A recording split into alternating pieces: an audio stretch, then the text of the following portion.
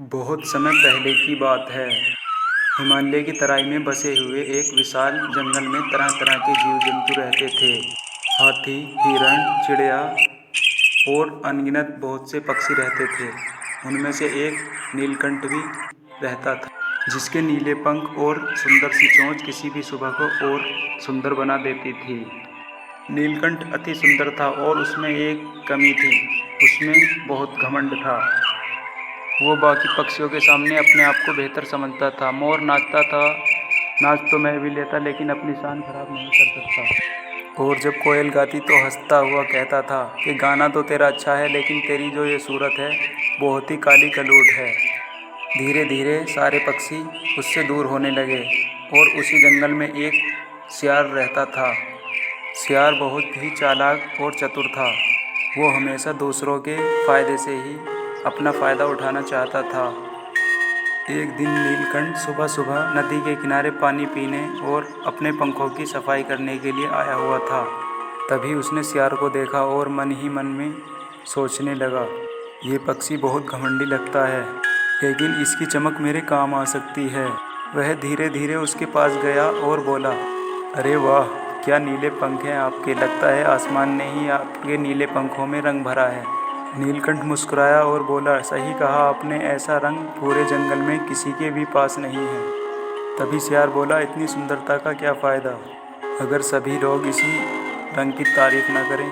मेरे पास एक उपाय है, आप राजा बन जाओ। राजा? नीलकंठ चौंक गया। सियार बोला, हाँ, हर पक्षी को तुम्हारे आगे झुकना पड़ेगा। तुम्हारा नाम होगा नीलकंठ देव और मैं तुम्हारा दरबार का मंत्री बनूंगा।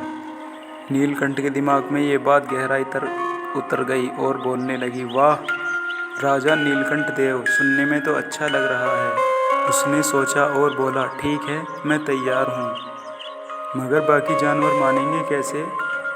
सियार ने हंसकर कहा, वो मुझ पर छोड़ दो, मैं सबको विश्वास दिलाऊंगा।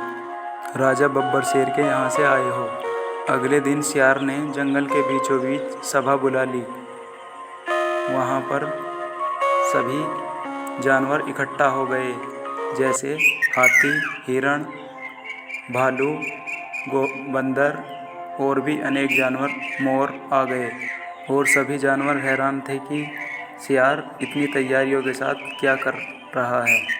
तभी सियार बोला कि आज बब्बर शेर के यहाँ से एक विशाल चिड़िया आई है, जिसका नाम नीले पंखों वाली नीलकंठ है। ये हमें कष्टों से बचाएगी और हमारे जीवन में सुख और खुशहाली लाएगा। तभी सारे जानवर इकट्ठा होकर चिल्लाए, ठीक है, ये हमारे आज से राजा महाराजा ही हैं। धीरे धीरे सबने नीलकंठ को राजा मान लिया। धीरे धीरे सभी जानवर सबका खाने का सामान लाकर नीलकंठ को देते थे और नीलकंठ अपनी पेड़ की ऊंची डालियों पर खाता और आनंद लेता था। और सियार ये तय करता था कि कौन क्या खाएगा और कौन कहाँ पर रहेगा। कुछ दिनों तक ये सब ठीक चलता रहा और फिर सियार ने अपनी चाल चलनी चालू कर दी। वो राजा के नाम पर सारे पक्षियों से भेंट मांगता था और वो सारा सामान इकट्ठा कर कर वह घर ले जाती और मज़े से खाती थी। नीलकंठ को जब ये बात पता चली तब सियार से बोली कि सियार, आपको ये सब क्यों दे रहे हैं और मुझे किसी ने कुछ भी नहीं दिया। तभी सियार बोला, ये आप ही के तो मान सम्मान में दे रहे हैं, उनका पुण्य बढ़ता है। नीलकंठ को ये बात समझ में आ गई और हंसकर कहा, सच में मैं बब्बर शेर ही का भेजा हुआ दूत हो गया हूँ, मुझे भेंट देना सबका धर्म हो गया है। कुछ समय बाद धीरे धीरे जंगल में सुनसान पड़ गया। बारिश नहीं हुई और सारे पशु पक्षी प्यास के मारे बिलबिलाते घूमते फिरते थे और सियार अभी भी भेंट वसूल रहा था। तभी एक दिन बंदर ने कहा, राजा नीलकंठ देव, अब हमारे बच्चे भूखे हैं, कृपा करके कुछ तो चमत्कार करो। नीलकंठ ने आसमान में देखा और कहा, ठीक है, मैं दुआ करूँगा और राजा महाराजा से भी बोलूँगा कि यहाँ पानी भिजवाया जाए, यहाँ पानी नदी द्वारा भिजवाया जाएगा।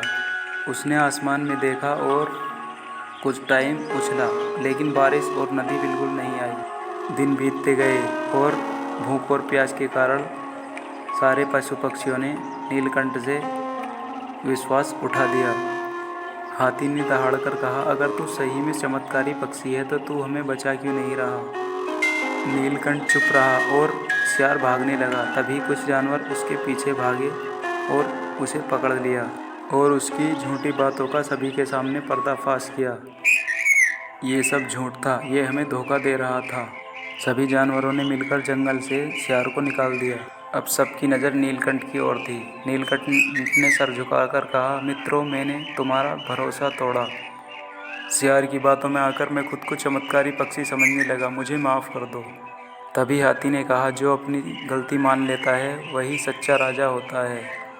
उस दिन से नीलकंठ ने अपना घमंड त्याग दिया और वह अब सभी पक्षियों के साथ रहता और उन्हीं के साथ उड़ता और उसकी घमंडी बातों में अब विनम्रता आ गई थी और सभी को सलाह देता कि पक्षी का सुंदर होना या किसी भी मनुष्य का सुंदर होना नहीं बल्कि अंदर से अच्छा होना जरूरी है। कहानी का संदेश, अहंकार इंसान और मनुष्य को अंधा कर देता है और अहंकार मनुष्य को नीचे डुबा देता है। ऐसी ही वीडियो देखने के लिए लाइक और चैनल सब्सक्राइब